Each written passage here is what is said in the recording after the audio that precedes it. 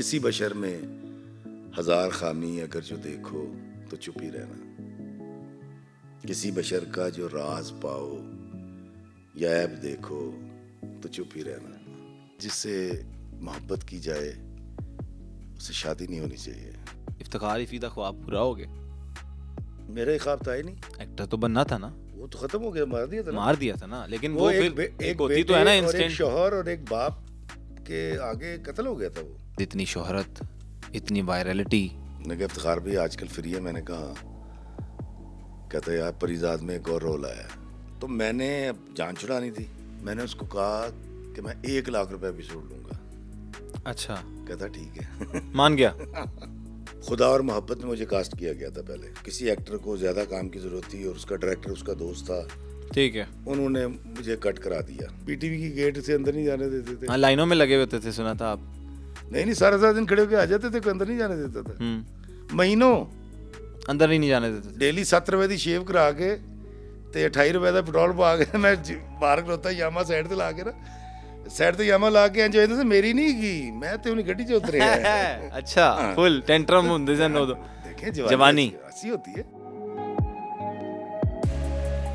रवादारी के शैदा मुश्किलों के पार जाते हैं। रवादारी के शैदा मुश्किलों के पार जाते हैं। अना की जंग में दोनों खिलाड़ी हार जाते हैं। गरीबी मुफलिसी महंगाई ने उकसा दिया उनको, वगरना ये कहाँ अपनी हदों से पार जाते हैं। और तुम अपने हो वो अपने हैं, ज़मीं अपनी वतन अपना, चलो अपनों के आगे अपना हिस्सा हार जाते हैं। और कोई भी फैसला करने से पहले याद रख लेना, कोई भी फैसला करने से पहले याद रख लेना, सज़ा हो जिनके बच्चों को वो जीना हार जाते हैं। सज़ा हो जिनके बच्चों को वो जीना हार जाते हैं। और मेरे आका की सुन्नत है हमेशा दरगुज़र करना। मेरे आका की सुन्नत है हमेशा दरगुज़र करना, चलो सुन्नत के आगे अपना दावा हार जाते हैं। रवादारी के शैदा मुश्किलों के पार जाते हैं। अना की जंग में दोनों खिलाड़ी हार जाते हैं।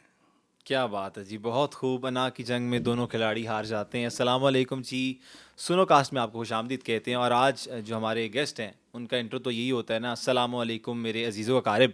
तो आज हम सलाम करते हैं आपको पेश कि सर बहुत शुक्रिया आप आए हमारे स्टूडियो में। सबसे पहले मुझे ये बताएं कि इफ्तिखार भाई किधर गायब हैं, कहाँ रह रहे हैं आजकल, क्या कर रहे हैं? और ग्राउंड में तो नज़र आते रहते हैं, लेकिन वैसे मामलात क्या चल रहे हैं आजकल इंडस्ट्री के हवाले से?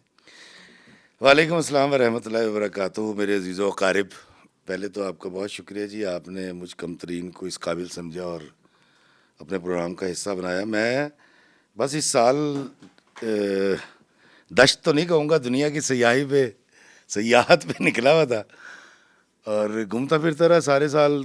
5 दिन के लिए आया, 10 दिन के लिए पाकिस्तान आया, चला गया। लेकिन अभी 2 महीने लिए मैंने छुट्टी ली है और एक्सप्लोर कर रहे हैं, अल्लाह की दुनिया देख रहे हैं बस। 16 ममालिक आप फिरे, कौन कौन सी जगह पे गए और क्या क्या वाक़यात किस किस जगह पर पेश आए, वो भी ज़रा थोड़ा सा सुनाएं। देखिए जी, 16 ममालिक के सबके नाम लेना। यूरोप था इस साल, बहुत मज़ा आया, बहुत घूमा। मैं आपको जो चीज़ शेयर करना चाह रहा हूँ वो मैं आपको बताता हूँ कि इतने सारे मुल्क घूमने के बाद मैं इस नतीजे पे पहुंचा कि पाकिस्तान से बेहतर दुनिया में कोई मुल्क नहीं है। पहली बात तो ये है। और मुझे एक सहाफ़ी ने वहाँ पूछा, बर्लिन में मैं था, कि इफ्तिखार साहब क्या समझते हैं कि रहने के लिए? तो मैंने कहा पाकिस्तान। तो उन्होंने कहा नहीं, वो अगर आप अपने बच्चे सेट कराना चाहें तो मैं कहा पाकिस्तान। कहते अच्छा। आप इसलिए कह रहे हैं कि आप प्रो पाकिस्तानी और आप पोर्ट्रे कर रहे हैं इमेज। मैं कहा नहीं यार, दरअसल मुझे ज़मीन से मोहब्बत है, मुझे अपने लोगों से मोहब्बत है। मुझे बाहर बैठ के अपने माँ बाप को याद नहीं करना या बीवी से स्काइप के ऊपर बातें नहीं करनी है। मुझे वहाँ बैठ के कोड़ना नहीं है कि यार है नंबर जड़ा है वो बिजी जा रहा है तो मेरा बेटा कितने नाल गल कर रहा है, या चाचा छीदा जो ਤੰਦੂਰ ਵਾਲਾ ਹੈ ਜਾਂ ਪੀਪਲਾਂ ਦੀ ਛਾਂ, मैंने फिर बाहर बह के नहीं याद करनी। तो मैं यहीं रहूँगा और मैं चाहूँगा कि मेरे बच्चे भी यहाँ रहें। लेकिन एक बात मैं आपको बताऊँ कि वो बड़े कमाल लोग हैं। 2 जंगें हुई उनकी और उसमें उन्होंने तकरीबन 5 करोड़ लोग मारे गए उसमें। अच्छा। पहली जंग अज़ीम और फिर दूसरी जंग अज़ीम में, और फिर तकरीबन 2-2.5 लाख के करीब माजूर हुए। इखलाकियात में फिर उन्होंने तय ये किया कि नहीं यार असी बड़ा लड़ लेता हूँ, आज से इखलाकियात नाफिज कर लें। अच्छा। और वो लोग कहाँ चले गए यार, मैं आपको उनके अखलाकी तकाज़े बताऊँ, आप सुन के हैरान हो जाएंगे। मैं ह्यूस्टन स्टेशन लंदन से ट्रैवल कर रहा था ग्लासगो की तरफ, तो मुझे रास्ते में उतरना था मैनचेस्टर, पिकेडिली मैनचेस्टर, वहाँ से मैंने अगली ट्रेन पकड़नी थी। तो मेरे होस्ट ने, जो कि खातून थी, उन्होंने मुझे मेल कर दी टिकट। तो मैंने भागते भागते ह्यूस्टन स्टेशन पहुंचा और मैंने देखा जल्दी में, तो उस पर लिखा हुआ था कोच नंबर 1, सीट नंबर 1। तो मैं कोच नंबर 1 में बैठ घुसा हूँ। अच्छा। सामान मैंने रखा है, जैसे सामने देखा तो सीट नंबर 1 के ऊपर एक यंग लड़की और एक बहुत बूढ़ी खातून बैठी हुई। तो मैंने ऐसे करके देखा, और मैं 10 दिन से लंदन में था, पहली बार की बात कर रहा हूँ। तो मैंने कहा यार सारी चीज़ें बड़ी अच्छी थी, यहाँ की अखलाकियात से ये वाली बात मैच नहीं करती। सीट मेरी है और बैठा कोई और और 2 लोग बैठे हुए हैं। हम्म। खैर मैंने हौसला करके उसको कहा ma'am this seat is mine. उन्हें ऐसे देखा, अपना नंबर देखा, सीट देखी, उसने कहा कि एक सीट दूसरी जगह उसने बुक कर दी। तो उसने अपनी माँ को कहा उठ, अपना लैपटॉप बंद किया। तो वो बूढ़ी औरत थी, ऐसे करके उठने लगी। मैं कहा it's okay, take your seats, there is lot of empty seats, I will sit there. तो मैंने कहा आर यू श्योर? मैं कहा या। बैठ गया। मैं सोच रहा हूँ कि यार ये लोग जिनको मैं 10 दिन से परख रहा था और इखलाकियात में मैंने बड़ा आला पाया इनको, ट्रैफिक बड़ी अच्छी है, मुस्कुरा, अगर नज़र टकरा जाए तो मुस्कुराते हैं, अगर आप गलत सड़क पार कर रहे हैं तो गाड़ी रोक के कहते हैं तू लंघ जा। तो वाह। मतलब ये चीज़ मैच नहीं कर रही। तो 15 मिनट के बाद मेरी होस्ट का मुझे ग्लासगो से मैसेज आता है कि फिर भैया बैठ गए। मैंने कहा, कहती याद रखिएगा आपकी सीट नंबर 1, कोच नंबर 1 और सीट नंबर 52 है। वो मैंने ऐसे किया तो वो दरअसल मैंने टिकट गलत खोली थी। मैंने खोल ली जो मैंने मैनचेस्टर से ग्लासगो जाना है, ओके। वो थी सीट नंबर 1 और कोच नंबर 1। अच्छा। अब मैं शर्मिंदा होकर उनको बगैर बताए सामान उठाया और मैं उस सीट पे चला तो सीट पे गया। चले गए। बताने का मकसद क्या है? बताने का मकसद ये है कि मैं शक्ल से पता लगता है मैं काला हूँ, यहाँ का रहने वाला इंडियन पाकिस्तानी। हैट मैंने पहना हुआ, शक्ल से रंगत से पता चल रहा था। उसने अपने हाथ में पकड़ी हुई टिकट या ईमेल को वैल्यू नहीं दी, उसने वैल्यू दी इफ्तिखार इफ़ी को, उस शख्स को जिसको वो जानती नहीं है, कि अगर ये कह रहा है, क्लेम कर रहा तो ये सीट इसकी है। सीट इसी की है, वर्ड ऑफ माउथ। ये इखलाकी तौर पर वो लोग हैं। क्या बात है। और बाकी आप जो बात कर रहे हैं, लाइक इतने ममालिक में घूमे हैं, 16 ममालिक, तो क्या तहज़ीब सबसे अच्छी किसकी लगी? कौन से ममालिक की तहज़ीब, लोग, और जहाँ पे आपका दिल किया हो कि पाकिस्तान चलें, जिस तरह आपने बताया कि मैं रहूँगा पाकिस्तान ही, लेकिन एक मौका मिले कि पाकिस्तान छोड़ के जाना पड़े किसी भी वजह से, तो वो आप चूज़ करेंगे यार यहाँ पे मैं चाहूँगा क्योंकि यहाँ पे मेरे बच्चे भी सेफ़ हैं, मेरी फैमिली भी सेफ़ है, फिर ज़रिए मौश भी वो भी अच्छा है, तो वो कौन सी जगह लगी? पाकिस्तान। मैं पाकिस्तान से नहीं जा सकता। तुसी एक नंबर काम ही कर रहे हो।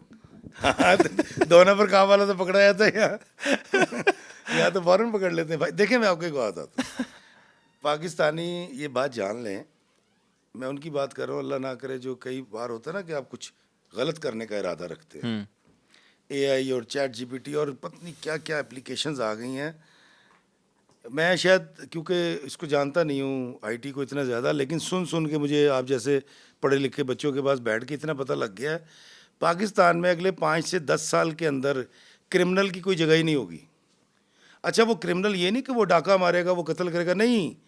अगर कोई टैक्स भी पे नहीं कर रहा है या कोई शख्स इशारा काटता है, कहीं कोई शख्स वायलेशन करता है, आप ये देख रहे हैं सर आपको बिल्कुल ऐसे सिराते मुस्तकीम पे आना पड़ेगा, आपको वीज़ा नहीं मिलेगा। वो कौन लेके आएगा सर ये एप्लीकेशंस लेकर आएंगी, आपका सिस्टम लेकर आएगा। अभी देखिए मैं आपको बताता हूँ, अभी आप नाका लगा होता है, वो कहते हैं ID कार्ड दिखा, आईडी कार्ड पे जो चिप है वो उस पुलिस वाले को बता देती है कि इस पे कितने पर्चे कितने हुए। पर्चे हैं, बिल्कुल ई सिस्टम आ स्टार्ट गया तो हुआ शुरू हो गया। स्टार्ट अच्छा, शुरू हो गया।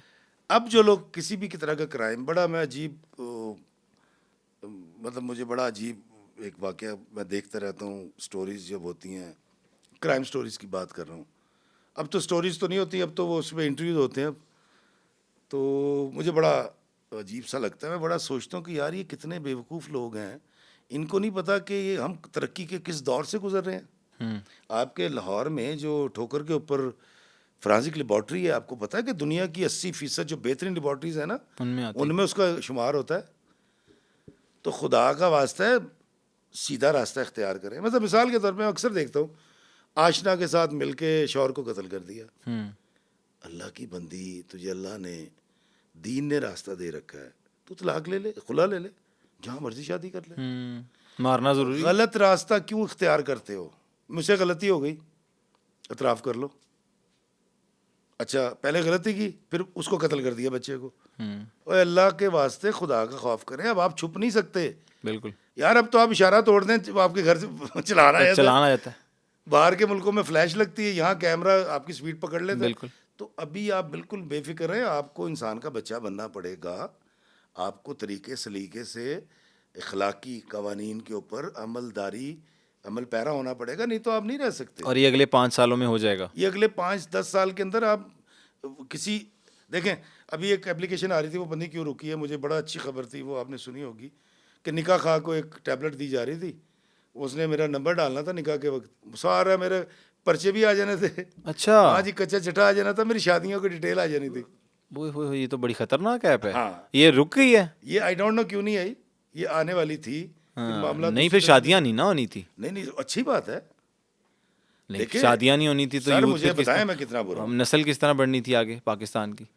ये तो नहीं, ऐसा नहीं है दरअसल। देखिए, फिर बाद में जब आप सर पीटते हैं कि ये तो कि यार क्रिमिनल ये निकल तो आया। क्रिमिनल निकल आया, इसकी पहले 2-3 ये तो शादी दवाई पींदा सी उधर बैग है। हाँ तो बैग गया, पढ़िया भी गया 2-4 बारी। पड़े गया। तो मैं सिर्फ ये कहना चाह रहा हूँ कि देखिए, दुनिया में अगर आप खुशी हासिल करना चाहते हैं तो फिर आसूदगी का रास्ता है पॉजिटिविटी। मान लेना बड़ा अच्छा होता है। देखिए, हम इंसान हैं, बशर गलती हैं, के तो गलती पुतले हैं, करेंगे। बिल्कुल। गलती करें तो माफ़ी मांग लें यार, आगे चले जाएं। तो सर वो अनाथ तकब्बुर वो किस तरह से उसको पीछे छोड़े? वो फिर इब्लीस ने भी तो कहा था कि मैं सजदा नहीं करूंगा, तो फिर आप देख लें वो रांदा दरगाह हो गया कि नहीं हुआ, बिल्कुल हुआ। ना। तकब्बुर क्या होता है यार? मैं अक्सर एक वाक़या सुनाता हूँ कि वो बाबा जी इशफाक साहब एक दिन मुझे कहते हैं कि काका कभी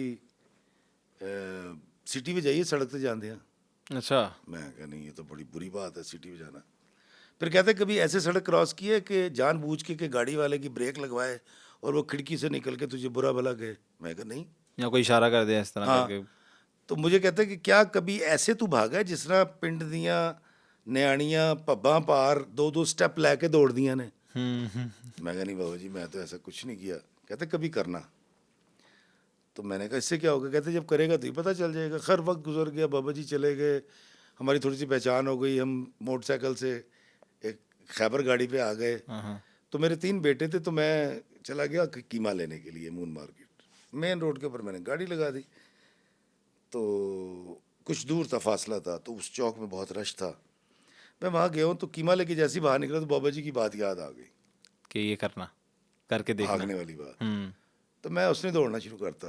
अच्छा। पब्बा पार ऐसे चल के ना, तो सारे हंसने लग गए, जुगते लगाने लग गए, सब मेरी तरफ मुतवज्जो हो गए। ओ पागल ही हो, मोर वेखते हरकता वेख, ओ की करी जाना है, ओ पागल दे पुत्रा। हंसे जा रहे हैं। दूर मैंने गाड़ी की तरफ देखा तो मेरी बीवी गाड़ी की खिड़की से झांक के ऐसे से कर रही थी कि सुनिए क्या कर रहे हैं। मेरे बेटे बाहर खड़े हुए पेट पकड़ के हंस रहे थे। मैं गाड़ी में आके बैठा, गाड़ी चलाई है, तो आई वॉज क्राइंग। तो मेरी बीवी ने कहा क्या हुआ, रो क्यों रहे आप? मैं यार मुझे बाबा जी की बात समझ आ गई कि हमारी अना, हमारा तकब्बुर, हमारी डिग्री, हमारा ओहदा, हमारा पैसा हमें बहुत सारी वो हरकतें नहीं करने देते जिससे इर्द गिर्द के लोगों को खुशी मैसर आती है। उनमें खूबसूरत बात, खूबसूरत बात। तो या ना उन्हें क्या होती है यार, मिट्टी के नीचे 6 फुट उन्होंने दबा के, मतलब वो कहते हैं 6 घंटे के अंदर दफनाओ यार, जल्दी करो। ऐसे ही स्मेल आने लग जाती है। क्या करना है यार? सही कह रहे हैं। इफ़ी भाई शुरुआत कहाँ से की? शादी से पहले की भी ज़िंदगी होगी और उससे पहले मोहब्बत भी मुझे जो पता चला हुई है आपको, शादी उनसे ही हुई है या किसी और से हुई? नहीं नहीं, वो तो फिल्म का वो ड्रामे का हाँ, डायलॉग था, तो परिजात का, हाँ, कि जाने की मुझे लगता है सर कि जिससे मोहब्बत की जाए उससे शादी नहीं होनी चाहिए। हुँ। लेकिन वो ऐसा नहीं है। असल असल ज़िंदगी में कब शुरुआत कहाँ से हुई, मतलब पढ़ा क्या? कहाँ रहे? संत नगर दी जंपल, हुँ, पंजाबियों ਦੇ ਬਾਲ ਜਿਹੜੀ ਜਿਹੜੀ ਗੇਮਾਂ ਖੇਡਦੇ ਨੇ, ਬਾਡੀ ਤੇ ਸੇਬ ਤੇ ਉਹ हुँ। तो पिट्ठू गोल गरम। ਪਿੱਠੂ ਗੋਲ, ਸਾਰੀਆਂ ਚੀਜ਼ਾਂ वही सारी। अच्छा, और कॉलेज गए एमए से, फिर डिप्लोमा करने चले गए गोयथ इंस्टीट्यूट, एक्टिंग की तरफ आ गए। पता नहीं था दरअसल, हमारे दौर वो था जहाँ स्टार्टअप्स नहीं होते थे। अच्छा। ਜਿਹਨੂੰ ਪੁੱਛੋ ਕਹਿੰਦਾ ਪਾਇਲਟ ਬਣਾ ਦਿਓ, ਕਹਿੰਦਾ ਜੀ ਭर्ती करा दो, क्लर्क लवा दो। वो कहता था ज़रा समझदार हो डॉक्टर बना दो। हुँ। तो हमारे बाप के तो ज़राए नहीं थे। मैं एक सॉर्टर, वालिद साहब क्या-क्या करते थे? मेरे डैडी सॉर्टर थे उस वक्त जब मैं पैदा हुआ था, पहले स्केल के हुँ, मुलाजिम। तो फिर वो पढ़ते गए, उन्होंने ग्रेजुएशन की, फिर असिस्टेंट स्टूडेंट रिटायर हुए। तो हमारे तो ज़राए नहीं थे कि इस तरह से बड़ी डिग्रियां ले सकें। कितने बहन भाई थे इफ्तिखार भाई? हम 5 भाई, 2 बहनें, अच्छा, और अल्हम्दुलिल्लाह माँ बाप सब हयात हैं। डिप्लोमा किया, डिप्लोमा अल्लाह करके ताला इस पास इस तरफ आ गए। एक्टिंग में आ गए। हमें जॉब कहीं नहीं की? पीटीवी की गेट से अंदर नहीं जाने देते थे। हाँ, लाइनों में लगे होते थे, सुना था आप। नहीं नहीं, सारा सारा दिन खड़े होकर आ जाते थे, कोई अंदर नहीं जाने देता था। हुँ, महीनों अंदर ही नहीं जाने देते थे। डेली 7 रुपए की शेव करा के ਤੇ 28 ਰੁਪਏ ਦਾ ਪੈਟਰੋਲ ਪਾ ਕੇ ਮੈਂ ਬਾਹਰ ਖਲੋਤਾ, ਯਾਮਾ ਸਾਈਡ ਤੇ ਲਾ ਕੇ ਨਾ, ਸਾਈਡ ਤੇ ਯਾਮਾ ਲਾ ਕੇ ਇੰਜੋਏ ਤਾਂ ਮੇਰੀ ਨਹੀਂ ਗਈ, ਮੈਂ ਤੇ ਉਹਨੀ ਗੱਡੀ 'ਚ ਉਤਰਿਆ। अच्छा, फुल टेंट्रम ਹੁੰਦੇ ਸਨ ਉਦੋਂ। देखें जवानी। ऐसी होती है। जवानी खूबसूरत थी। बहुत ज़्यादा। मेरी कई दफ़ा मैं तस्वीरें शेयर करता तो बड़े, कई लोग तो बड़ा रोते हुए मुझे फ़ोन करते हैं, यार इफ्तिखार भाई इतने खूबसूरत थे। और मैं कि यार नहीं, आप यही अभी भी खूबसूरत हैं, ये बात नहीं है। थैंक यू मोहब्बत है आपकी। लेकिन स्ट्रगल करते रहे। अच्छा, फिर इतना ज़्यादा काम तो नहीं मिला, डमी रोल मिला करते थे। फिर वो बाबा जी इशफाक साहब मिल गए। अच्छा, वो कहाँ से मिले? किस तरह मुलाकात हुई? हम जाके उनके भी बैठते आते थे हैं। पीटीवी में, जब कभी नाम आ जाता था, थोड़ी सी वाकफियत हो गई तो फिर नाम आ जाता था लिस्ट में। आज़म खुर्शीद साहब थे। किसी को चाय नहीं पिलाई? किसी को कोई रिश्वत नहीं दी थोड़ी कि यार अंदर नहीं एंट्री? सर, वो नहीं कर सका मैं, शुरू दिन से नहीं? नहीं कर सका। किसी से ताल्लुक बनाने की कोशिश की हो डायरेक्टर से? तरीके सारे पता थे, लाहौरिया हूँ, लाहौरी हाँ, बच्चा वही हूँ। वही कह रहा हूँ। लेकिन नहीं यार, पता नहीं क्यों मैंने आज तक कभी, जब फिल्म लगती थी ना उस वक्त, तो फिल्म पे औरतें टांगे भर भर के आती थी ना, हम्म, तो आप यकीन करेंगे कि धी रानी और इस तरह की चूड़ियाँ, चूड़ियाँ से पहले की फिल्में, आप यकीन करेंगे जब फिल्म लगती थी तो 12 रुपए की गैलरी थी जब मैंने होश संभाला है, तो वो 60 और 100 की ब्लैक होती थी। अच्छा, उस ये कब कब कब कब की बात है? लेट 80s मिड 80s की बात कर रहा हूँ। अच्छा, मैंने उस वक्त भी कभी ब्लैक नहीं ली। मैं शुरू से पागल आदमी था, नहीं तो कभी ये गलत पार्किंग नहीं करता, अच्छा, कभी वन वे नहीं काटता शुरू से। तो मुझे उससे लोग कहते थे यार तू पागल है क्या? मतलब जो सही काम करते थे उस पे लोग हाँ, कहते थे, पागल अभी है भी क्या? यही है। नहीं, अभी तो मुझे बाहर जाके बड़ा मजा आता है क्योंकि वो सारे तो फॉलो करते हैं फॉलो rules को। करते हैं। तो यहाँ मैं पहले कुड़ता था, अब मैं कुड़ता नहीं हूँ, क्योंकि मुझे मिजाज का पता लग गया यार हम ऐसे ही, अब क्या करें। अब मैं जानबूझ के ये ज़रूर करता हूँ कि जब वो वन वे काटते हैं ना, तो मैं जान के मोहब्बत क्या कहता हूँ, मेरा ख्याल आपको पता नहीं ये वन वे है। वो कहता पता है सानू यार, हाँ, चल। तो इस तरह भी करते हैं, हम ऐसे ही हैं यार। तो बस बहरहाल वो आज़म खुर्शीद साहब के पास बैठते थे, तो आज़ाद शायरी का जो लपका जिसको हम कहते हैं वो पैदा हुआ उनकी वजह से। वो आज़ाद शायर बहुत अच्छे थे आज़म साहब, जिन्होंने जाविया स्टार्ट किया था इशफाक साहब का। बल्कि मैं अभी सोच रहा था उनके कबर पे जाके वीडियो बनाऊं और लोगों को बताऊं कि जो जाविया आज आप देखते हैं बाबा जी इशफाक साहब को, आप ये आज़म साहब ने शुरू किया था। अच्छा, गाते बहुत अच्छा थे। और उनका एक किताब थी हर्फ हाले लफ्ज़ चेहरे, हमें बयान करना चाहिए क्योंकि हमारी नस्ल को पता चले। तो उन्होंने मुझे कहा एक दफ़ा कि वो कॉमेडी थिएटर कर रहे थे, कहते यार इफ़ी तुम ड्रामा क्यों नहीं लिख सकते, तुमने कितनी किताब, मैं कहा जी मेरे तो लाइब्रेरी भरी पड़ी है। कितनी मैं तो, किताबें लिखी? अब नहीं उस वक्त तो नहीं, अभी तो मेरी 2 किताबें मैंने लिखी हैं। उस वक्त मैं जो लाइब्रेरी में अपनी किताबें पढ़ता था हम्म, तो उनको मेरे अदबी ज़ौक़ का भी पता था। ठीक है। तो उन्होंने मुझे भेज दिया डॉक्टर सजाद साहब के पास। उन्हीं दिनों में इशफाक साहब मिल गए। अब सुबह को हम मोटरसाइकिल पे रात को स्क्रिप्ट लिखना और डॉक्टर अनवर सजाद साहब के पास शेरावाला गेट सुबह सुबह फजर के बाद उनके क्लिनिक पे चले जाना, अच्छा, उनको जाके सुनाना कि ये लिखा है। ये लिखा है। फिर वो तस्दीक कराते थे। फिर शाम को इशफाक साहब के घर चले जाना दास्तन सराय। अब वो लेफ्ट का बंदा वो राइट वो का राइट बंदा, का दोनों वो कॉन्फ्लिक्ट आ जाता था। एक कि अजीब एक ही लिखी सा एक ही लिखे है। तो वो वाली प्रैक्टिस रही।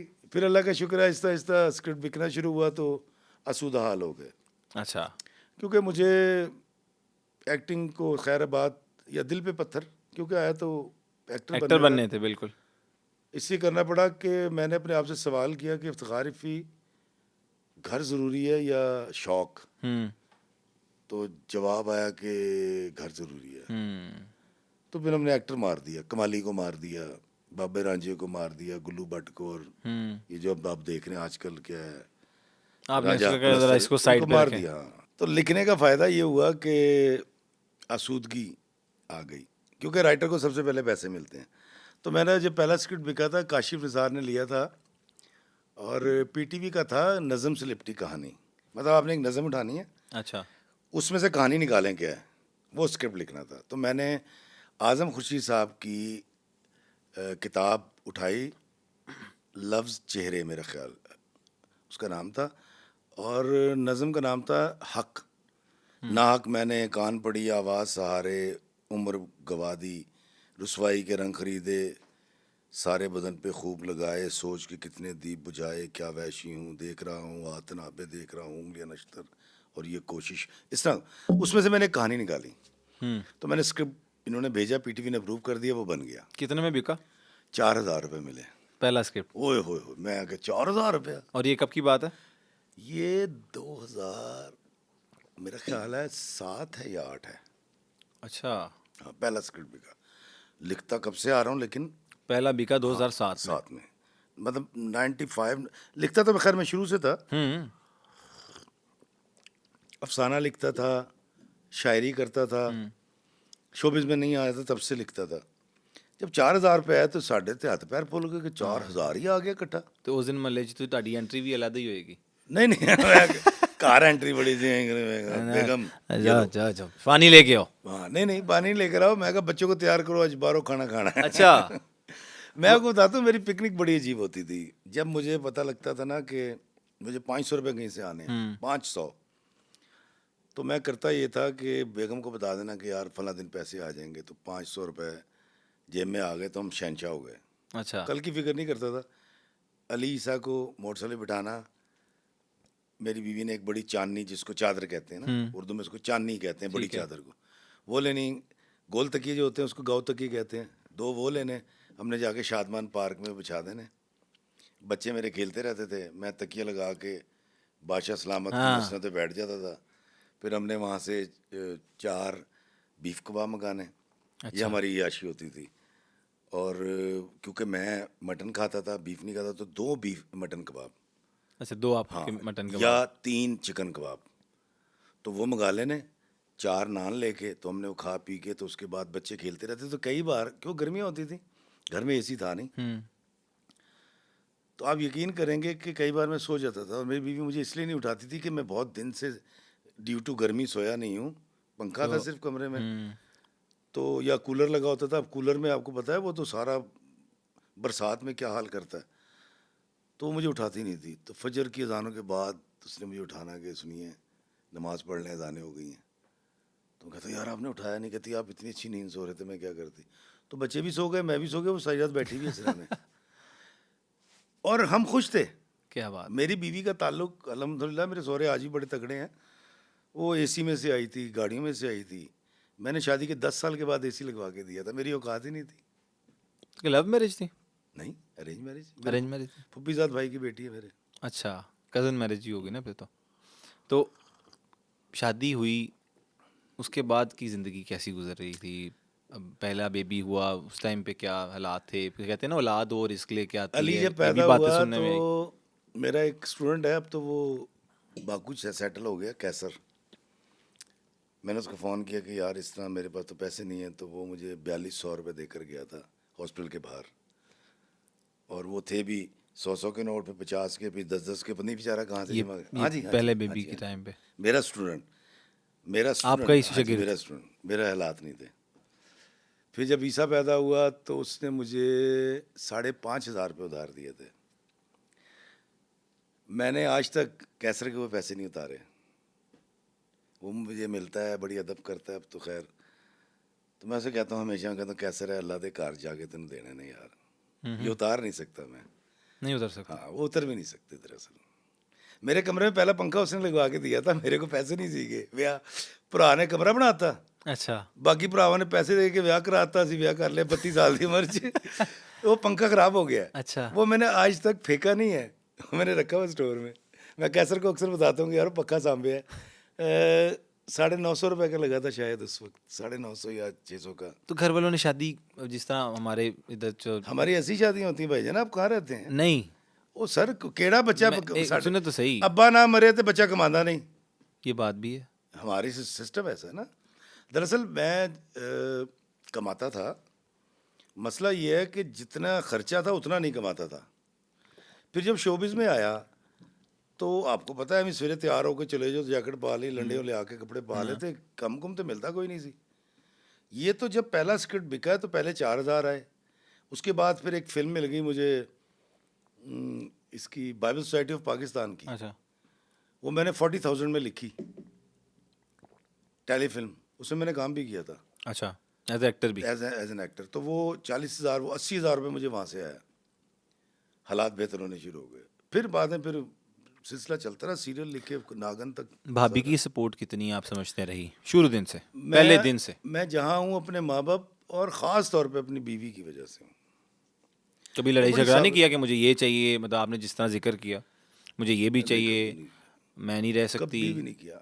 हमारी सोसाइटी कभी इतनी बालिग हो जाए कि मैं बता सकूं कि मेरी बीवी ने मेरे लिए, मतलब यार, कभी कुछ नहीं मांगा उसने आज तक? हाँ जी। अब तो मैं उसे मांग के 5,000 रुपये लेकर आऊँ, मैं कहा पेट्रोल पाने पैसे दे दे। और यूट्यूब दी पिन उन्होंने खोलते नहीं? नहीं, सारे सब कुछ उसके पास है ना। सब कुछ उन्हीं का है। अब तो हाँ, सब कुछ उसके पास है, लेकिन उसने कभी हरफ शिकायत नहीं लिखी। मैंने अपनी किताब में चिकन छोले में एक मजमून लिखा है, दासी के नाम से, खराज तहसीन पेश किया अपनी बीवी को। क्या बात है यार, ऐसी 10 साल छोटी है मुझसे, अच्छा। और वो हिकमत में 110 साल बड़ी है मुझसे। सब्र बहुत बड़ी हिकमत है, खामोशी बहुत बड़ी हिकमत है। वक्त आता जाता है, जो इल्म आपके पास आना शुरू होता है तो आप खामोश हो जाते हैं, आप खामोश होना शुरू हो जाते हैं। खामोश का मतलब ये नहीं कि आप बोलते नहीं हैं, कतन ऐसा नहीं है। मेरे 1,000 वीलॉग्स हो चुके हैं, कोई वीडियो निकालने से मैंने एतराज़ किया हो, ये खामोशी होती है। एतराज़ ख़त्म कर दिए, गिला शिकवा ख़त्म कर दिया। शिकवा किनू करिए, की करिए, हाँ, फ़ायदा की होना है? जवाब शिकवा आज शायद। शिकवा करने से अगर तो आपने अपना रवैया बदल लेना है तो फिर तो ज़रूर करें। ये लफ्ज़ मेरा ख्याल है शायद उसके लिए उर्दू अदब में अफसाने और ड्रामे लिखने के लिए है। आपको नहीं पता कि मैं यहाँ आया हूँ तो मुझे आपने चाय भी पिलानी है यार, या कम से कम ऑफ़र तो करनी है। इतने बेवकूफ़ लोग तो हम नहीं हैं यार। हम इन अखलाकियात को जो दीन ने हमें दी हैं 1450 साल से प्रैक्टिस कर रहे हैं। मेरे बेटे ने मुझे अभी पूछा, कहता बाबा आप जो कहते हैं माफ़ी मांग लेनी चाहिए तो गलती ना हो तब भी माफ़ी मांगनी। मैं कहा, कहता वो ये क्या बात हुई कि गलती सामने वाले की माफ़ी मैं मांग रहा हूँ। मैं कहा ये बड़ी हिकमत की बात है। कहता वो क्या? मैं कहा उसको पता तो है गलती उसकी है। तू जब कहेगा ना सॉरी गलती मेरी है सॉरी, तो जब अकेला होगा ना ज़रूर सोचेगा ज़मीर एक दफ़ा जोड़ेगा, हरकत भी मैंने की और माफ़ी उसने मांग ली। कर हाँ, ये तो मैं कहा फिर वो ठीक हो जाएगा। हम दरअसल मोहब्बत करते करते कोई है नहीं, माफ़िया देते नहीं है, चांस देते नहीं है, फिर हम बस फैसला दें वो एनो नहीं मिलना यार है, 2 नंबर एक है। हम माफ़ी देना तो शुरू करें ना यार, हम माफ़ी देते नहीं है इसलिए। अच्छा इफ़ी भाई, उसके बाद फिर स्क्रिप्ट बिकना शुरू हुए, हालात बेहतर होना शुरू हुए, और फिर आगे हमारा पहला सीरियल लिखा मैंने नज़रुल इस्लाम प्रोडक्शन के लिए, तो 1,30,000 रुपये में 13 किस्तें लिखी। 1,30,000 रुपये, 65,000 बड़ी अमाउंट। ₹65,000 का AC लवाता घर जब 18,000 का 1.5 टन का नई कंपनियों का AC आता था, मैं कहा मित्सुबिशी लगेगा। अच्छी कंपनी है। हाँ, और कभी बेगम को आज तक नहीं कहा, मतलब मुफलिसी के दौर से आज तक, कि AC बंद कर दो। जो है वो इस्तेमाल के लिए है। ये कभी नहीं कहा इसको कम चलाओ, 1 घंटे चलाओ। वो खुद ही करती रहती है, फजरेले बंद कर देगी, हाँ, फिर 11 ठंडा बजे हो चला गया है। देगी। आप ही करी जाती है, मैं नहीं करता। मैं मतलब मेरी अम्मी जो मुझे चीज़ कहती हैं, लगाई है, जो चीज़ इस्तेमाल में लाए, उसको फिर पूरा इस्तेमाल किया। ये नहीं किया कि उसमें भी ये यार ख्वाहिशारी कर दीजिए, यार ये नहीं करना, ये नहीं करना। लेकिन मैं आपको बताता हूँ, अभी कुछ दिन पहले मैंने एक वाक़या भी सुनाया था। वो मेरी बेटी, मेरी 2 बेटी हैं, माशाल्लाह। एक 9 साल की है और एक 6 साल की है। तो हलीमा आई मेरे पास, कह रही बाबा जी ये देखें आपकी तस्वीरें। वो तस्वीर फ़ोटोएँ थी, वो जो फिज़िकल होती हैं का पेपर पे, लस्टर पेपर पे। तो वो मेरी बीवी कहती ये क्या, एक-एक पॉज़ के अंदर आपकी 4-4 तस्वीरें क्यों हैं? तो मैं अभी उसको जवाब देने लगा था तो एक तस्वीर गिरी अच्छा। और उल्टी हो गई। मैंने वो तस्वीर उठा ली। जब उठाया तो ऊपर लिखा हुआ था इफ्तिखार रफ़ी, एक लकीर उसके नीचे लिखा हुआ था ड्रामा कब्ज़ा, किरदार लाला जियो। ड्रामा किसे अपना कहें, किरदार बाला पीटीवी। ऐसे अपने ड्रामों के नाम लिख के नाम और लिख के। नीचे अपना फ़ोन नंबर और फिर चेचा बड़ा सा लाहौर लिखा हुआ था। अब हम करते क्या थे कि एक तस्वीर बनाई, किसी से भी 4-5 तस्वीरें उसकी 8-8 10-10 कापियाँ कराई। फिर ऐवें ही आपके ऑफिस आके कहना, सर मैं गुजर रहा था तो मैंने कहा जाते हुए ना आपकी टेबल के नीचे रख जानी, यार काम मिल जाए देख ले अल्लाह करे। नज़र पै जाए। मार्केटिंग करता था, कहते ना किसी दिन नज़र पै नज़र जावे। पे आ जावे। तो उस वक्त की मार्केटिंग जदीद यही थी ना कि आपके ऑफिस भी आए। ना व्हाट्सएप, ना कोई इस हाँ, तरह कुछ की भी नहीं चीज़, था। ना कोई सोशल मीडिया। तो मेरी बेगम कहती कहती कि सुनिए तो आप, वो एक ही तस्वीर पे आप हर हाँ अपना तहरीर करके हाँ, एक हर वो तस्वीर किसी के पीछे डायरेक्टर हाथ को, से कभी किसी को, किसी दे को कभी आते दे थे। आते थे, रखाते थे। अच्छा, उसमें और आप, अब मैं बताता हूँ कि मैंने अपनी बेगम से कहा, मैंने कहा बेगम एक बात मुझे और याद आ गई। कहती बड़ी तकलीफ उठाई है आपने तो। मैंने कहा हाँ, जाना पड़ता था। ਜਿਹੜੀ शर्ट थले पाई ਉਹਦੇ ਉੱਤੇ ਇੱਕ खुली शर्ट पा के चले जानी, मोटरसाइकिल ਤੋਂ उतर के पहले वो उतार के ना तू शॉप बैग 'ਚ ਰੱਖਣੀ ਤੇ ਫਿਰ मोटरसाइकिल ਨੂੰ ਇੰਝ ਹੀ ਕਹਿਣਾ कि मेरी नहीं की, मैं तो हाँ, गड्डी ते आया कहते। मैं कदी की। तो मेरी भी कहती तकलीफ, मैंने कहा हाँ यार ये बड़ी तकलीफ़ें तो थीं जो मैंने उठाई हैं, लेकिन एक बात बता दूं, जीता वो इफ्तिखार रफ़ी भी था खुशी के साथ, जीता ये भी है जो ये भी है। जिसको आज पूरी दुनिया जानती है। आप सुन के हैरान हो जाएंगे, मैं आज अपनी गाड़ी पे जाता हूँ मरी। मैं उस वक्त की बात करता हूँ कि जब 102 रुपए का टिकट था मरी का, यहाँ से बस का, लाहौर से। लाहौर से। तो कहीं कोई से पैसे पूछे जोड़ के कोई कहता दोस्त ही पकड़ लेना, तो यहाँ से रात को 2:30 बजे बैठना और फैज़ाबाद फजर के वक्त उतरना। फैज़ाबाद में 7 रुपए की शेव करा के, 10 रुपए का अंडा पराठा खा के, 6 रुपए में मरी की जो वैन जाती थी, वो जो डड्डू फोर्ड, उसमें बैठ जाना। और सुबह सुबह फ्रंट की सीट मिल मिल जाती थी, जाती। औरतें नहीं होती थी। तो मरी जाना, सारा दिन घूमते रहना, खाना कुछ नहीं क्योंकि पैसे नहीं होते थे। अब 100-150 रुपया जो वापस आने के लिए है। फिर शाम को कहीं चिप्स खा लेने या कोई दाल छाल से रोटी खा लेनी, और फिर वहाँ से 7 बजे बैठ के फैज़ाबाद आना। और फैज़ाबाद से फिर रात को 2-2:30 बजे का टिकट मिलता था, क्योंकि उस वक्त तो ये नहीं था ना धड़ाधड़ घंटे या 2 घंटे के बाद बस चलती थी। तो फिर बगैर सुत्या लाहौर अच्छा। वापस आ जाना। हाँ, मैं और खुश था। और घूम फिर के खुशी से आ जाना। हाँ, उस वक्त भी ऐसे ही करता था, मतलब मैं राज़ी था उस वक्त भी। सबसे अच्छी बात ये, वो इफ्तिखार बीवी खुश था, ये भी खुश है। ये भी खुश है। उसको भी जीना आता था, इसको भी जीना आता है, ये मेरी जीत है। अभी तक जो आपकी कितनी उम्र हो गई है अब? 55। 55, 55 साल हो गई है। सीखा क्या है?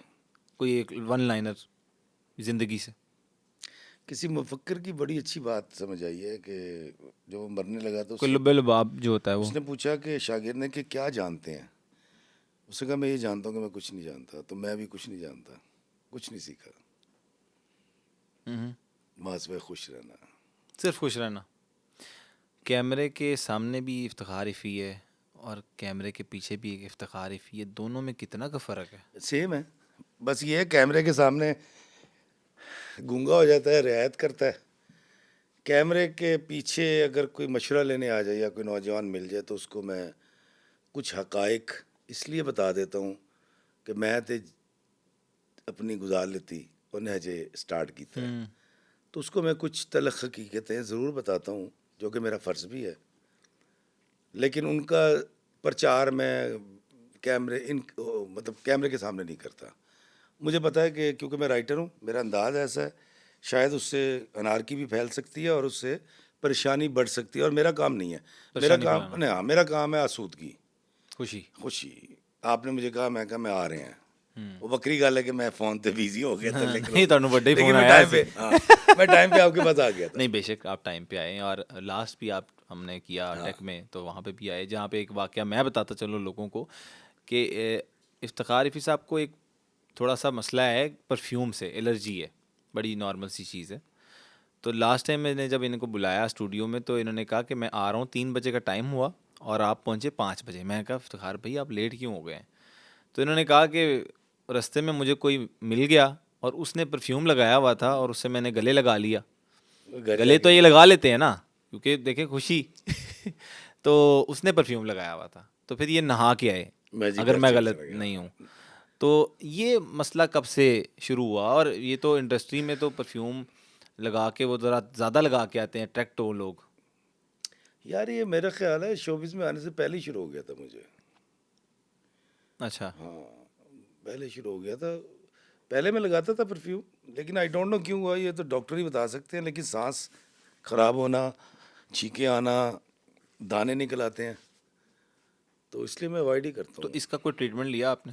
बड़ी कोशिश की, लेकिन वो कोई कामयाब खातिर नहीं। हाँ, इसका वो हर चीज़ का परहेज़ बड़ी अच्छी चीज़ होती है। सही बात है, परहेज़ किया। परहेज़ किया। अब बात कर लेते हैं इफ्तिखार भाई कमाली की। मुखल तो हम हो ही गए हैं, तो उसमें कैसे किरदार मिला? फिर इतनी शोहरत, इतनी वायरलिटी, ड्रामे में भी आपका एक बड़ा अहम किरदार था, तो वो कैसे मिला? किसने ऑफ़र दी और वो कितने में मैं मायनी गया ऑफ़र? था दरअसल तुर्की, मैं और अली मेरा बेटा। अच्छा। उन दिनों मैं किसी स्क्रिप्ट पे काम कर रहा था, रैकी करके आया। मैं लिख रहा था तो मुझे कॉल आई, मार्च या अप्रैल था, तो मुझे कहता कि इफ्तिखार भाई इस तरह मैं MTV से बात कर रहा हूँ, जावेद अबान। अच्छा। तो उसने कहा जी कि वो एक ड्रामा बन रहा है परीजाद। अब मुझे नहीं पूछा क्या रोल है, मैंने उसको स्टेट अवे कहा, मैंने कहा नहीं यार मैं नहीं कर सकता, मैं ड्रामा लिख रहा हूँ। मैंने इनकार कर दिया।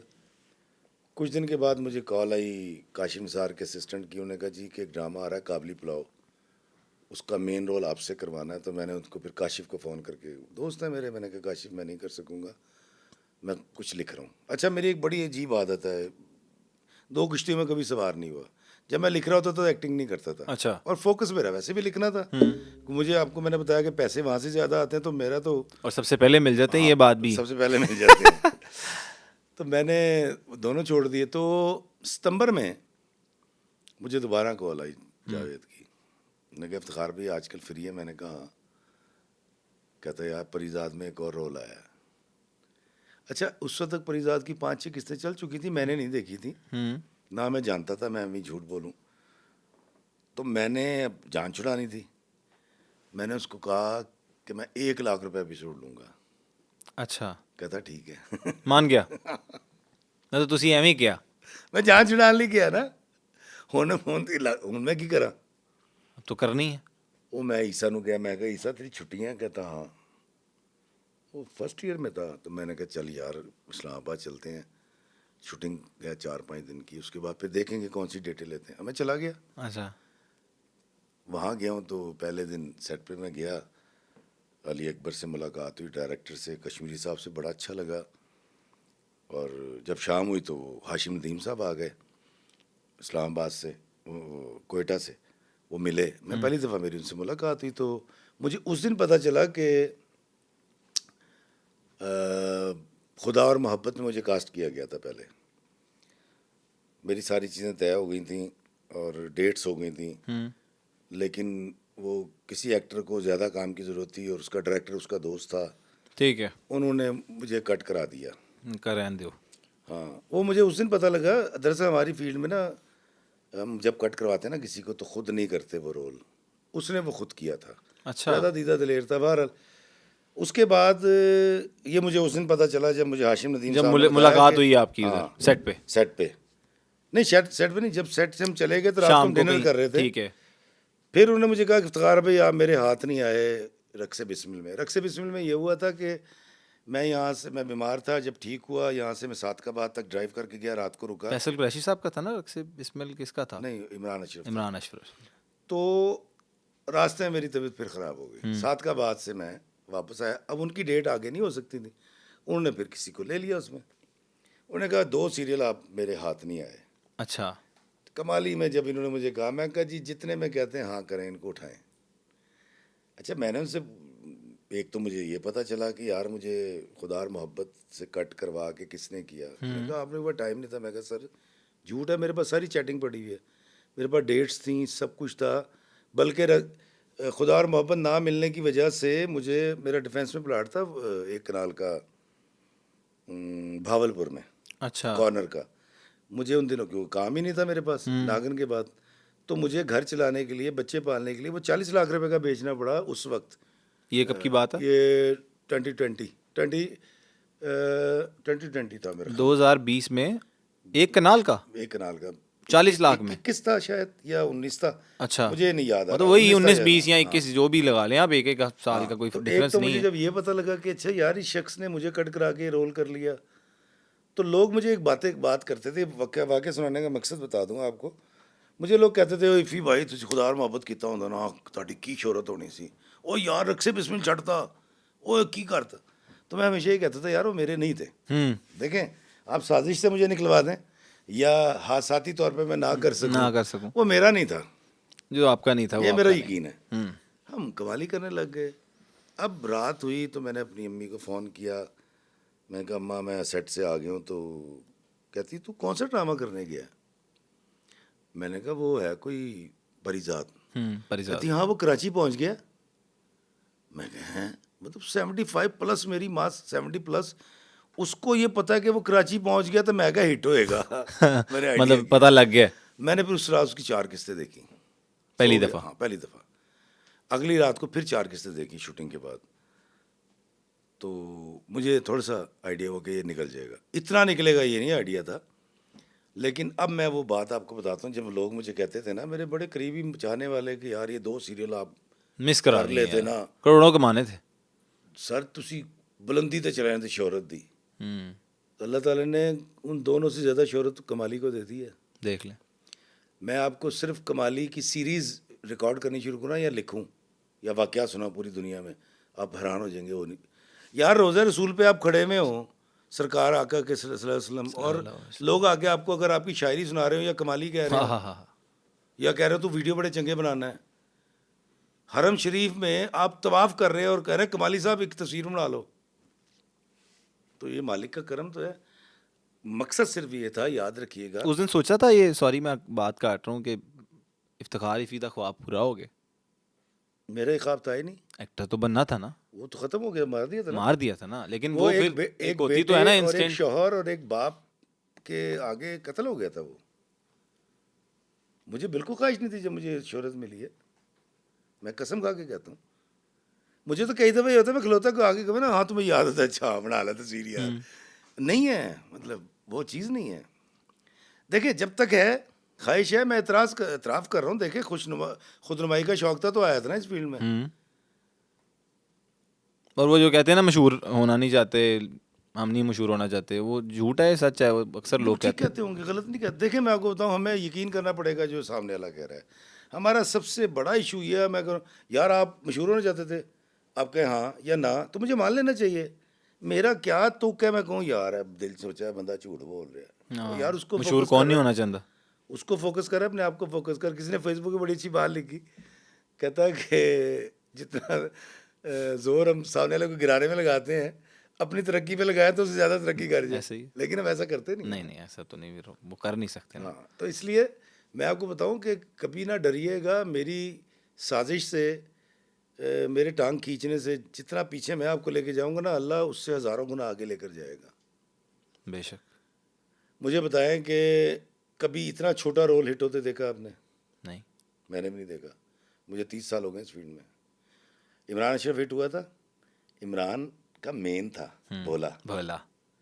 मेरा तो मेन ही नहीं गया। 10-11 सीन है टोटल कमाली के तकरीबन। जब मैं लोगों को बताता कहते हैं इन्हें कट ने स्पैन उसका बहुत ज्यादा है। स्पैन था, अभी जो चल रहा स्क्रीन है अपीयरेंस ज्यादा। राजा प्लस्तर है, मेरा ख्याल है मैंने अभी तक कितने सीन उसमें देखे होंगे, शायद 8 होंगे, इससे ज्यादा नहीं है। डिस्कशन स्पैन फैलाव है उसका, रोल निकाल जाएगा। और मैं हैरान हूँ प्लस अभी आपको मजे की बात बताता हूँ, सुन के हैरान हो जाएंगे। मैं क्या लेने गया था, हाँ नान लिया मैंने परसों सुबह। अच्छा। संत नगर से मैंने मदरे नान लगवाए, 330 रुपए बने, तो 30 रुपए वापस करते मैनू। डिस्काउंट दे ਦਿੱਤਾ ਨੇ? मैं कहा भाजी 330 कहे ना ਤੁਸੀਂ, कहता ਤੁਹਾਡਾ राजा प्लसर बड़ा चंगा, ला जाओ। नहीं लेने ਤੁਹਾਡੇ 30 रुपए जोड़ दिए यार। मुझे अली कहता बाबा आप इतने खुश क्यों हो रहे हैं, मैं को मेरे लिए मेरे अवार्ड है यार। हाँ 30 रुपए का एक नान आता है, ऐसे ही है। एक गरीब आदमी का पेट भरता है 30 रुपए में, और वो 30 नहीं है, वो 30 करोड़ में मेरा अवार्ड है, ये दुनिया का सबसे बड़ा अवार्ड है। जब मुझे कहते हैं कमाली साहब गड्डी ला दो, जब मैं वापस आके 30 रुपए देता हूँ, वो 30 रुपए वो भी नहीं लेता। वो भी नहीं लेता। मैं कहीं खाना खाता हूँ, खुदा की कसम, वो कहते हैं जी पैसे नहीं लेने इफ्तिखार साहब। कोई ऐसी प्रेशियस चीज़ ली हो और पैसे देने का दिमाग में हो, ये ख़रीदनी है, और वो आपको वैसी मिल गई हो कि आपके नहीं फ़ैन? वो नहीं है, मुझे जो रियायत मिलती है बताया तो, मतलब प्रोहिबिटेड एरिया है, नाका लगा हुआ है किसी फोर्स का, मैं चला गया और तुसी कितने था, हाँ जी आ जाओ। मतलब टाइम अगर गुजर भी गया तो कहते लंघ जाए यार कोई गल नहीं, ये बड़ी इज्जत मिलती है। फिर कोशिश करते हैं कि अगर मैं कहीं लाइन में खड़ा हूँ तो आगे आ जाएं। मैं खैर आगे जाता तो नहीं हूँ कि नहीं यार मैं लाइन में ही जाऊँगा, लेकिन अच्छा लगता है जब कोई मैनेजर आके कह रहा हो कि भाजी बिल जमा कराने इफ्तिखार आ साहब, जाए। वो तुसी अंदर आओ ना सर। मैं कहा नहीं सर मैं यहीं खड़ा हूँगा, आप पानी का गिलास यहाँ भेज दें मुझे। लेकिन अच्छा लगता है जब लोग पहचानते हैं। उसी पे वापस आते हैं इफ्तिखार भाई, फिर कमाली मशहूर हो गया, शोहरत मिल गई, और फिर आपको सारा कुछ आपके मुताबिक हो गया। हाँ वो खुश पहले तब भी वाले, थे। पहले वाले इफ्तिखार है। खुश हाँ, तब भी उससे- थे, खुश अब भी हैं। मैं आपको बता दूं जो कवाली हिट हुआ ना, मैंने एक काम किया। हम रोज़ रात को, सर्दियाँ थी जब ये हिट हुआ है, नवंबर में हिट हुआ था, अक्टूबर नवंबर में, तो अली मेरा जो बेटा हम निकल जाते थे। अच्छा मैं ना शुरू से चेस्टर पहनता हूँ, अच्छा। हैट, और आज से नहीं, जब गरीब था तब भी लंडे का 150 रुपये का चेस्टर ढूंढ के लाना, और हैट 600-700 का लेना, तो मुझे शौक था। ये मोटरसाइकिल भी ऐसे ही फिरता था। ठीक है। तो हमने रोज़ तैयार होना, रात को निकल जाना। तो मेरी बीवी ने एक दिन सुबह नाश्ते करने कहा आप कहाँ चले जाते हैं रोज़ रात को। मैंने कहा यार वो मैं और अली जाके ना कभी अनारकली, कभी लक्ष्मी चौक, कभी भाटी चौक बैठते हैं होटलों पे बाहर। तो कहती क्यों, मैंने कहा लोग आते हैं तस्वीरें बनाते हैं, बड़ा मज़ा आता है। कहती आपको इतना शौक हो गया तस्वीरें बनवाने का। मैं कहा नहीं यार, जब वो तस्वीरें बनाने जो भी लोग आते हैं, मैं उनकी बहन या बेटी के लिए रिश्ता तो नहीं तलाश कर सकता, उसके सर में आती हुई चांदी की तकलीफ़ दूर नहीं कर सकता, उनके बेटे को नौकरी नहीं दिलवा सकता, उनके दामाद से रिक्वेस्ट नहीं कर सकता यार नदी तीनों ना कुटिया कर, बिल्कुल। उनके घर की गुर्बत तो दूर नहीं कर सकता, लेकिन वो चंद सेकंड या लम्हों की खुशी दे सकते हैं। कहते हैं ओ कबाली साहब, ओ तो ये वाली जो है ना, मैं कहा मैं ये करने जाता हूँ। वो आधे घंटे की हो, 15 मिनट की हो, वो बड़े खुश होते हैं कि अपनी माँ से बात कराते हैं रात को ही वीडियो कॉल पे, कोई अपनी बीवी से बात करा देता है। तो मैं कहा खुशी बांटने के लिए जाता हूँ। तो दरअसल इन्हीं की वजह से कमाली है, इन्होंने तो पसंद किया था, बिल्कुल। तो ये मैं किया करता था। अच्छा कमाली साहब, आपका एक वाकया पता चला है कि आप किसी निजी टीवी को प्रोग्राम में आए हुए थे और रिकॉर्डिंग के दौरान आप लोग किसी खाने के लिए गए एक दुकान पे, और एंकर के पास भी पैसे नहीं निकले और आपके पास भी पैसे नहीं निकले। ये क्या वाकया था और आप लोग वहाँ से निकल गए? कोई याद आता है इस तरह का वाकया? ओए बड़ी पुरानी बात है। अरे यार नहीं ये उस वक्त की बात है जब जवान थे, आतिश जवान था, स्ट्रगल कर रहे थे। वो साहब अब तो वो बहुत बड़े साफ़ी हैं। हुआ दरअसल ये है कि देखें एक असूल होता है, मैंने आपको खाना खाना ही तो मतलब ये है कि मैं ऑफ़र कर रहा हूँ। हाँ। अब एक एक्टर जो आज बड़ा मशहूर एक्टर है, और वो साहब मेरे पास आए, उनके पास 70 थी, मेरे पास यामा थी। ठीक है। तो कहते इफ्तिखार साहब तुम घोड़ा कढ़ाई खवाइए, ऑफर दी? ऑफ़र दी। तो मैं कहा चलो, मेरी एक आदत है मैं जब कहता हूँ तो फिर मैंने कहा है तो खाना मैंने पेमेंट। अच्छा मेरी आदत है मैं बहुत कम लोगों से खाना खाता हूँ। मैं उनके साथ चला गया, हम वहाँ जाके बैठे, हमने ऑर्डर दिया, और लाहौर की सबसे मशहूर जगह थी वो, आज से 30 साल पहले। किस साइड पे थी? नहीं ये नहीं बताना। खैर हमने खाना लक्ष्मी तो नहीं थी? खाना खा लिया हमने। लक्ष्मी तो बहुत बाद में ठीक पॉइंट है, बनाई है, ठीक है। वो बहुत बाद में बना। तो हमने खाना खा लिया। ये खाना खा लिया तो मैं तो देख रहे हैं, तो मैं क्या, अच्छा सॉरी, 2 एक्टर थे, एक वो साफ़ी थे, मैं मतलब हम 3 एक्टर थे और एक वो साफ़ी थे। एक उनके साथ बैठा हुआ था, एक मेरे साथ गया था। जब खाना खा लिया तो मैंने कहा पैसे थे, कहता इफ्तिखार भाई पैसे तो नहीं गए, ताड़े को नहीं गए। मैं कहा यार मैं तो जब ऑफर करता हूँ उस वक्त हो तो मैं कहता हूँ ना। अब अच्छा, मैंने सारी जिंदगी ना कैमोफ्लेज रखा, अपनी जेब को छुपा के रखा, किसी को नहीं पता। ये बातें जब सुनते हैं तो कई तो फ़ोन करके कई मेरे पुराने दोस्त रोते हैं कि यार इफ़ी तेरे को पैसे नहीं सी होते, सानू अज तक नहीं पता लगा। मैं कहा यही फनकारी सी, कभी किसी को नहीं पता लगा कि पेट इफ्तिखार नंगा करके किसी को नहीं कभी नहीं दिखाया दिखाया आज तक। आज तक। लो जी वो, मैं कहा फिर, कहता इफ्तिखार साहब मैं कहांगा 1 2 3, कहता फिर, कहता तुसी अपनी मोड़ से स्टार्ट करो, मैं अपनी करना वा। वे तोड़ा देखो। मैंने उससे कहा, अभी मैंने कहा नहीं, अभी मैंने नहीं कहा तो वो भाग गए। वो बैठे उन्हें किक मारी, मैं मरता क्या ना करता, मैंने भी जाके किक मारी, वो दोस्त भागा, वहाँ से भाग गए वहाँ से। अब रास्ते में उन साहब को कहूँ, यार तुसी दसना तो सी पैसे नहीं गए। वो मशहूर साफ़ी आज नाम है उनका, मैं कहा यार की हरकत की थी तुसी, कहना वो नहीं गए तो की करी, वो भी जवान थे उस वक्त। शरारत। शरारत। अच्छा फिर नहीं, फिर मुझे अच्छी तरह याद है, मेरा चेक आया जाविया का 300 रुपये का, अच्छा। तो वो 250 रुपये का बिल था वो। मैं फिर वहाँ गया, और फिर दिए। मैं उसको पैसे दिए और फिर मैंने माफ़ी मांगी। मैं कहा यार, कहना सानू तो पता ही नहीं, याद उसको ही नहीं। उसको पता नहीं, उसको पता ही नहीं, अच्छा। मालिक को वो इतना काम चलता था उसका। लेकिन मैं उसे फिर माफ़ी मांग के तो पैसे देकर आया था बाद में। क्या तो बात। मैंने हम साफ़ी को ही बताया था कि पैसे दे आए मुझे। पैसे दिए हैं उन तो ना दे दी जाके। क्या बात है इफ्तिखार भाई, बहुत अच्छा लगा आपसे गुफ्तगू करके, और इतने वाक़यात और ज़िंदगी के एक्सपीरियंस आपने आज हमारे सुनो कास्ट में शेयर किए हैं। कोई आखिरी बात से इस सुनो कास्ट का अख्ताम भी करते हैं, और दुआओं में भी याद रखिएगा हमें। देखिए जी, मैं एक कलाम सुना के एंड करना चाहूँगा, लेकिन जी। उससे पहले मैं गुजारिश करूँगा कि मैं अभी कुछ दिन पहले अली को कह रहा था, मैं कहा अली, इस कमरे में मेरी बेगम जब आई थी, कल की बात है, हम्म। कहाँ गया वक्त पता नहीं चला, 24 साल हो गए शादी को। माशाल्लाह। या अगर मैं संत नगर से स्टार्ट हूँ, अपना बचपन जब मैंने पहली दफ़ा होश संभाला तो जावेद शाह मेरा दोस्त आज भी है, उनके वालिदैन अल्लाह बख्शे वो नहीं रहे, वक्त गुजर गया, पता नहीं कहाँ गया। लेकिन मैं वही हूँ, मेरा विजन वही है, मेरी ताकत एनर्जी वही है। लेकिन आज मैं देखता हूँ मैं सफ़ेद हो गया। अली ईसा जो इतने इतने से थे वो माशाल्लाह बड़े मुझसे हो तो गए। इतने बड़े हो गए, मैं तो वहीं खड़ा हूँ। जहाज़ में जब बैठते हैं ना, जहाज़ में बैठे, जहाज़ सिर्फ दौड़ता है, दौड़ने के बाद जब वो उठता है ना तो ऐसा लगता है खड़ा हो गया। अब जब लैंड करेगा, मुझे लगता है ज़िंदगी भी कोई ऐसी चीज़ ही है, हम भाग रहे हैं, उसके बाद फिर हवा में मुअल्लक हो जाते हैं। और फिर कमाना, मसरूफियत, करियर काउंसलिंग, बच्चों पालना, फला को बयाना, और फिर लैंड कर जाएगा, शायद ज़िंदगी ख़त्म हो जाएगी। मुझे ऐसा लगता है मैं जहाज़ में बैठा हूँ और वक्त कहीं, वक्त अच्छा गुजरा क्या, सिर्फ वक्त गुजर गया। अच्छा वो गुजरने का पता भी नहीं चला, ये भी आपको बता दूं। ऐसा नहीं हुआ कि कोई वो जिस तरह वो जरस की आवाज़ आती ना, टान टान, कुछ ऐसा भी नहीं हुआ। तो मैं हंस रहा था, मैं कहा अली यार तू इतना सा था, हम तुझे लेके भागते थे छोटी छोटी बीमारियों पे, आज माशाल्लाह तू 24 साल 23 साल का हो गया यार। तो गुजरा क्या वक्त, और खुदा की कसम इसके गुजरने की बगैर आहट के गुजर जाता है। सही बात है। लेकिन अच्छी बात क्या है, जो ये कहते हैं ना यार पता नहीं लगा वेला लंघ गया, खुश नसीब लोग होते हैं। बेशक। और जो मेरी तरह के निकम्मे ये कहते रहते हैं कि ओ यार की करे, टाइम नहीं लंघदा यार, इस तो भैड़ा वेला केड़ा आना है। देखें आपकी ज़िंदगी में कोई अच्छा बुरा वक्त नहीं आना, ज़िंदगी अच्छे बुरे वक्त का नाम है, खुशी और गमी का नाम है, राहत और तकलीफ़ का नाम है। वो मिसरा था ना गालिब का कि अगर आसानियाँ हो ज़िंदगी दुश्वार हो जाए, तो सिर्फ मैं आपके देखने वालों से कहूँगा यार ये जान लें, खुशी गमी, राहत और तकलीफ़, धूप छाँव, यही ज़िंदगी है।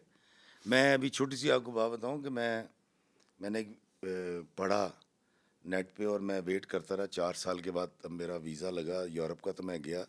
डेनमार्क के अंदर कोपेनहेगन में एक लाइब्रेरी है, उस लाइब्रेरी का नाम है ह्यूमन लाइब्रेरी। मेरे मेरे उस पर वीडियो भी है मेरे चैनल पे, मैं बड़ी उससे गया था। खैर उस तरह से वो देखी नहीं गई वीडियो, आप सुन के हैरान होंगे वो कॉन्सेप्ट क्या है। डेनमार्क की गवर्नमेंट ने इतनी राहतें और आसानियां पैदा कर दी हैं, क्योंकि वेलफेयर स्टेट है, कि लोगों की ज़िंदगी में गम नहीं रहे। गम की डेफिशिएंसी या कमी की वजह से उनको डिप्रेशन होना शुरू हो गया है। अच्छा।